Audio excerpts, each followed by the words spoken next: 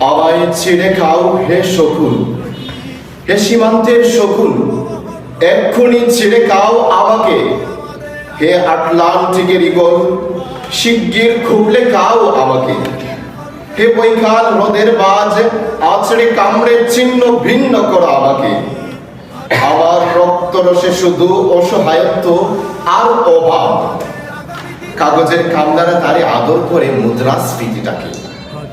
ঋণের চাপে নীল হয়ে যাচ্ছে আমার অনুচক্রিকা। সংসার চালাতে অন্তরে হয় ইন্টারনাল ব্লিডিং। কি আশ্চর্য, তবু আমি মরছি না। ওদিকে দুজকের ভয়ে আত্মহত্যা করারও সাহস পাই না আমি। খুদাকে বললাম আমি মরতে চাই। তিনি বললেন বেঁচে আছো? কে বলল? সহস্রাব্দ উন্নয়নের সাক্ষী হিসেবে রাজা তোমাকে মমি করে রেখেছেন। বাজারে দীর্ঘ শ্বাস ফেললে নাকি রাজ্যের ভীষণ বদনাম হয়, রাজারও মন খারাপ হয় খুব।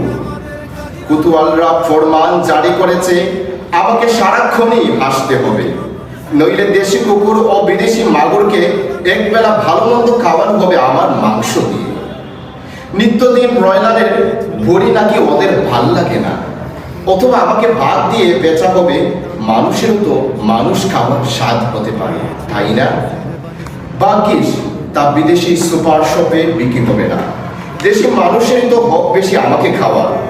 এ দুজকে যখন নিয়তি, তখন আমার উদান হয়ে ডাকছি দুনিয়ার শ্রেষ্ঠ মাংসাদী বিভোগদের। হে ঈগল, চিল ও ভয়ঙ্কর বাজেরা, হে সাম্রাজ্যবাদী সাহসী শকুনিরা, তোমরা F-35 এর মতো, MiG-29 এর মতো দল বেঁধে হামলা করো আমার বুকে। আমার রান, তাল, চক্ষু, কলিজা আজ সব তোমাদের গনিমতের মাল। দেশি সুরের খুবলে খাওয়ার আগেই আমার ইচ্ছে মতো ছিঁড়ে খাও তোমরা। দুহাই দুহাই, শুধু মস্তিষ্কটা খেও না আমার, তারপরে শীঘ্রই দাস হয়ে যাবে তোমরা। ধন্যবাদ সবাই। Thank you.